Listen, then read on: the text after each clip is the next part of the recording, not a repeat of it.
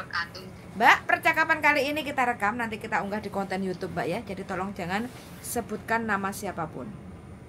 Oh iya. Oke, bagaimana ceritanya Mbak panjenengan?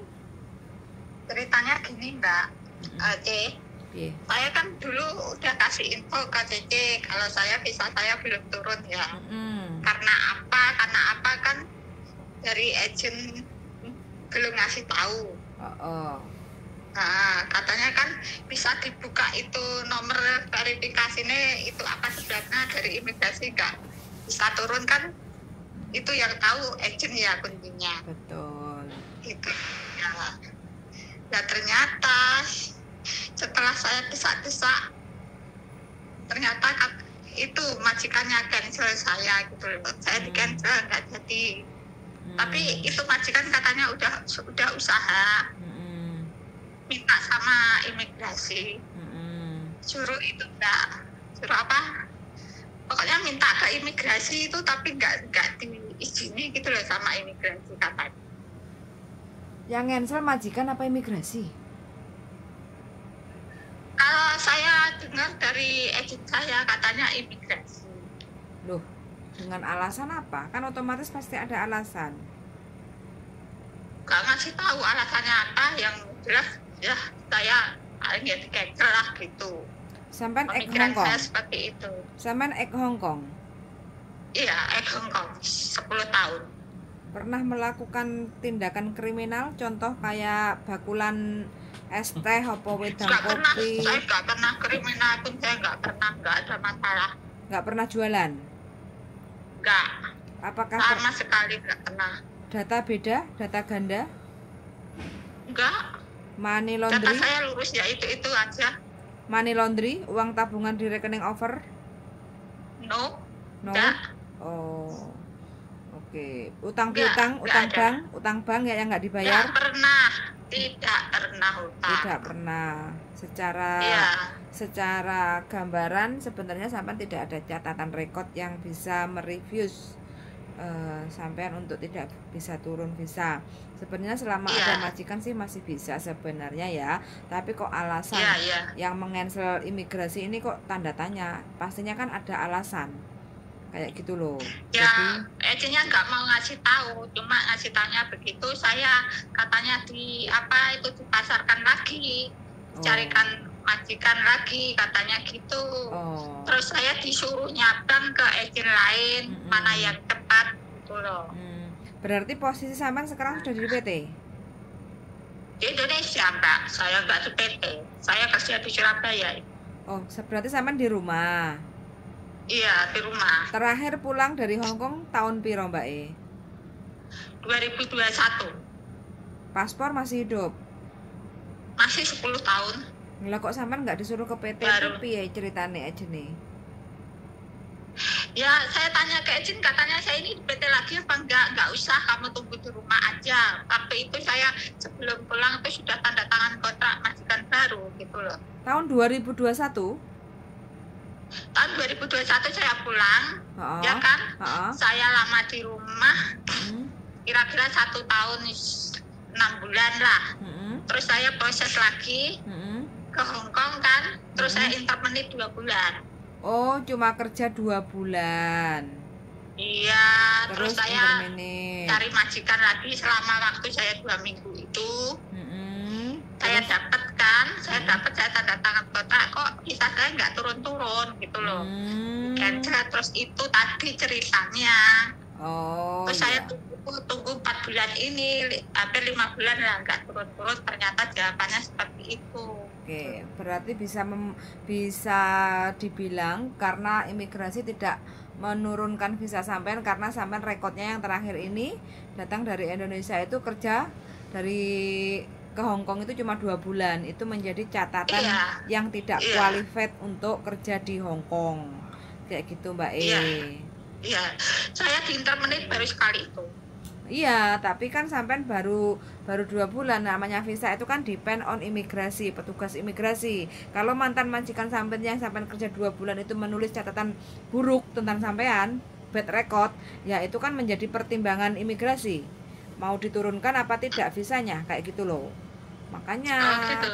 ya. Kalau di Iya Hong Kong Mbak, tapi kerja saya sudah tanya ke agent, bilangnya gini, apa saya ini ada rekod jelek apa enggak, apa saya ini apa di backlist enggak, siapa bilang kamu di backlist, enggak ada backlist.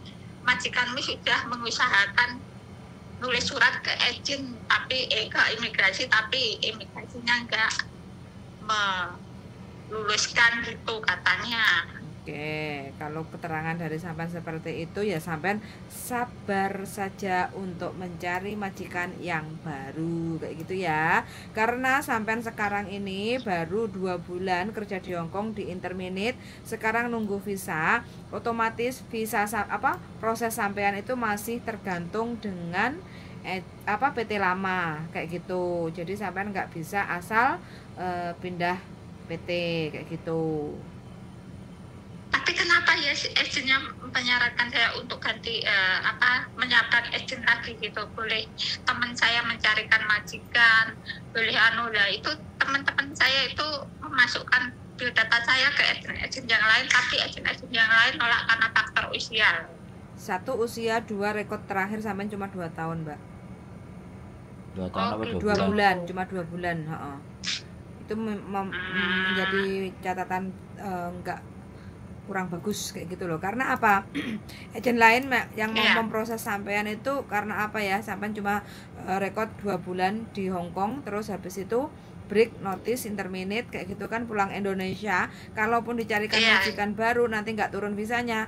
Malah iyo majikan baru kan saya sikan nunggu sampean kayak gitu loh.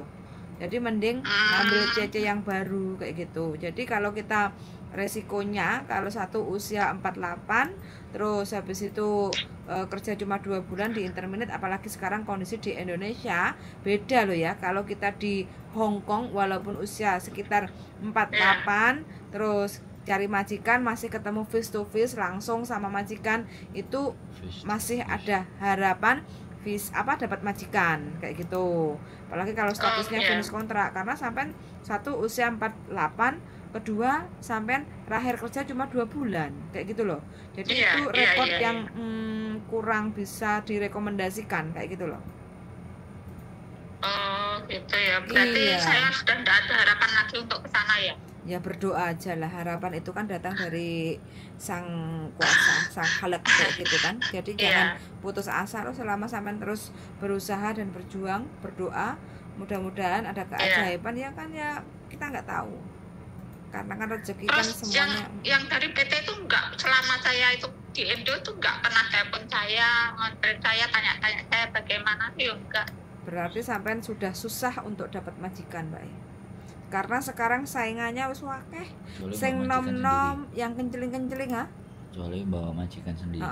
Yang masih muda-muda, yang kenceling-kenceling, tenaganya masih fresh, itu banyak sekarang yang antri di PT cari majikan, Mbak. Terkecuali kalau sampean bawa majikan sendiri, terus ada teman yang merekomendasikan, cariin majikan buat sampean, ada majikan yang mau kayak gitu, baru nanti sampean bisa diproses lagi. Terus tinggal keputusannya hanya imigrasi yang bisa memberikan jawaban antara visa bisa turun atau tidak kayak gitu, Mbak. Tapi kok ada teman yang menyarankan saya kalau saya nggak bisa masuk Hong Kong, saya disuruh kerja ke Macau dulu, itu bisa apa enggak? Alah Mbak wis saiki usia 48, Macau itu bukan tempatnya untuk gimana ya? Sekarang pemerintah karena nggak ada kerjasamanya, intinya kalaupun sampean di Macau pun belum tentu sampean dapat job kayak gitu loh, Mbak. Karena sekarang ini yang interminitan, yang mungkin sudah capek lelah merasakan majikan yang kurang beruntung di Hong Kong, itu mereka dari Hong Kong tuh larinya ke Macau kayak gitu loh. Jadi sekarang ini Macau itu blober kayak gitu loh. Iya. Ya, tapi kayak Mbak Cici ini nggak bisa nolong saya ya untuk carikan majikan atau gimana gitu. Mohon maaf loh Mbak, kalau saya sendiri kan ya usia seperti itu agak sedikit susah kayak gitu loh. Iya. Apalagi rekornya yang terakhir itu kan cuma 2 bulan gitu loh Mbak. Iya, cuma sekali interminate aja. Iya, walaupun sekali interminate, kenapa sampai nggak mau bertahan sih? Kemarin kenapa? Karena ada di mana ya? Saya mau cerita juga malu loh. Jadi monggo toh cerita saja. Cerita. Ya, karena kan saya yang terakhir ini kan jaga nenek sama kakek. Gitu. Ya terus rumahnya kan kecil, kan di sana ya di sana rumahnya kan kayak gitu ya, nggak ada rumah besar. Di mongkok sana, terus itu dapurnya kan juga kecil, tapi kakeknya itu hansap gitu. Gitu. Terus pokoknya intinya kakeknya hansap, saya tuh merasa risih sendiri gitu loh. Gitu. Terus saya buat masalah biar saya tuh cepat keluar dari situ, biar saya pintar menit gitu. Memang tujuan saya gitu. Alah Mbak Biar saya bisa keluar dari situ gitu. Karena saya nggak kuat sama itu kakeknya gitu. Bukan karena pekerjaan lah ya. Kalau pekerjaan ya biasa lah gitu. Ya, kalau kayak gini yang panik sampean sendiri sekarang posisi di Indonesia. Masuk ke Hong Kong juga nggak bisa turun. Makau juga belum tentu perjalanannya mulus kayak gitu loh. Karena ke Makau itu kan turis cari kerja kayak gitu kan. Nah, sedangkan kita ke Makau otomatis satu butuh biaya tiket, kayak harus PP, namanya juga turis kan kayak gitu. Terus kedua, teman harus menyiapkan dana uang untuk selama tinggal di Makau untuk cari job kayak gitu. Kalau cari dapat sih alhamdulillah, kalau enggak otomatis kan sampean pulang lagi dengan tangan kosong kayak gitu loh Mbak Jadi kan sia-sia ya. Iya, sia-sia. Kenapa umur 48 masih belum pengen pensiun toh Mbak Ya kan dulu saya sudah pernah cerita sama Dede kalau saya ini kalau di Indonesia keadaan ya beginilah, usaha pun juga nggak jalan, uangnya malah sakar-karuan. Iya, gimana ya istilahnya? Ya udah nggak ada uang, nggak punya uang, sudah habis gitu. Habis tongpes, kantongnya kempes. Kantongnya kempes ya, tapi kan saya berharap masih bisa ke sana. Ya kalau bisa ya sampai 4 tahun gitu, karena ya usia saya sudah segini ya. Mungkin saya punya planning 4 tahun gitu udah selesai gitu. Nah, kenyataannya ya, saya nggak bisa ke sana lah. Makanya kalau memang sampean dengan alasan kemarin itu kakeknya hansap, sampean cari bukti.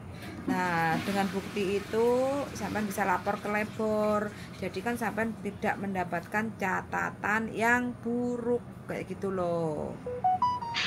Tapi kenapa Ejin kok nggak menyarankan seperti itu ya? Aku juga heran, Mbak. Aku juga berpikiran ke arah situ gitu. Iya, kalau seperti ini kan ya ini versi sampean ya. Kalau dari saya sih kayak sampean yang dirugikan, tapi kan kita nggak tahu ya. Ini kan hanya versi sampean aja kayak gitu kan. Karena nggak ada bukti. Iya, jadi kan kalau versi sampean kan merasa dirugikan. Kalau saya sebagai sampean kan harusnya kan cari cara bagaimana caranya supaya kalau sampai masih ingin kerja di Hong Kong loh ya kayak gitu. Jadi kan itu namanya kan seksual istilahnya. Tapi gini Mbak, maaf, tapi gini, sebelum saya masuk itu sudah ada yang kerja di situ juga ketemu saya, katanya kakeknya juga begitu gitu loh. Terus dia itu keluar dari situ juga, belum finish dia keluar dari situ juga. Tapi waktu itu masih ada corona, jadi dia nggak sah pulang ke Indo, tapi langsung sah gitu dulu.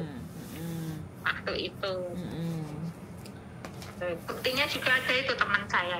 Iya, temannya sampean itu kalau finish kontrak di Hong Kong ganti majikan ya nggak ada masalah, karena sampean kan prosesnya mulai dari awal kayak gitu loh. Sekarang ini kan rezeki, sampean mau ngomong apa aja kita nggak pegang data rekod sampean kayak gitu loh. Jadi kan kita hanya bisa mendengarkan saja. Gitu. Kayak gitu loh Mbak Kalau mau ke Makau ya dicoba, mudah-mudahan ada keberuntungan. Tapi ya itu sampai harus siap-siap kantong, budget kayak gitu loh. Kalau dapat job ya alhamdulillah, kalau enggak ya otomatis kan sampean sudah usaha lah kayak gitu. Iya. Begitu Mbak Ya udahlah, terima kasih sarannya ya. Pokoknya semangat Mbak ya, mudah-mudahan. Oh iya, makasih. Udah jalan kayak gitu ya. Iya. Oke, suan sangat. Oke. Di mana? Oke, hati-hati, semangat. Iya, makasih. Siap. Oke Mbak, bye. Makasih, selamat malam. Yoi, bye-bye. Iya. Piye darling? Dalang komentar dong. Piye komentare? Pak Lek. Komentar ya. Yes. Ya Indonesia seperti itulah. Susah, makanya buat teman-teman yang masih di sini pertahanin ya. Selama masih butuh, masih semuanya oke, baik-baik, jaga diri. Ini kan mbaknya tadi rekodnya 2 bulan nggak finish, terus sekarang proses nggak jebol visanya. Nah ini alasan imigrasi itu nggak bisa dikorek-korek lah. Alasan imigrasi nggak bisa kita korek. Yang bisa kita korek ya kenapa pas 2 bulan kemarin apa rekodnya juga kita juga tanyain, apakah punya masalah atau apa, utang apa. Nggak ada, cuman majikan Hansa terus dia cari-cari masalah lah ini loh. Sekarang mbaknya cari-cari masalah dan sekarang kena masalah. Ya, jangan dicari-cari masalah guys. Kalau nggak siap perang, nggak siap menerima konsekuensinya. Dan inilah yang sebenarnya di akhir-akhir ini saya juga udah mulai seneng ya. Teman-teman sebelum melakukan tindakan itu banyak yang telepon, ajak diskusi dulu. Seneng kan?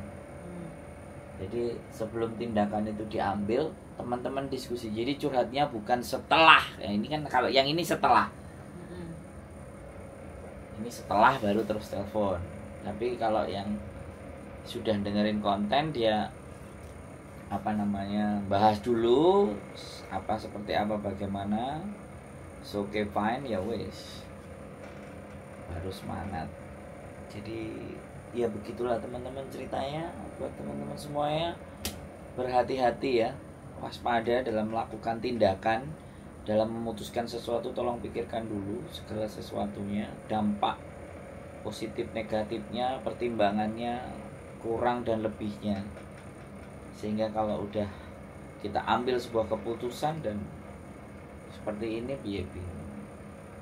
Oke?